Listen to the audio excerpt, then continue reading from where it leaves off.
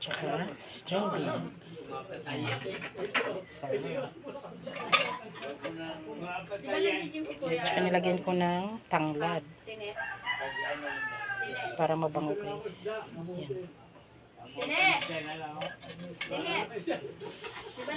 Ayan.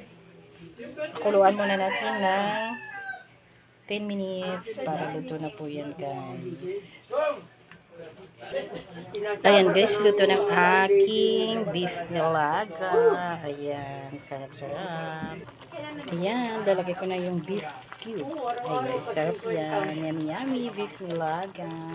Sarap. Kumpisa ka na muna sa ganun.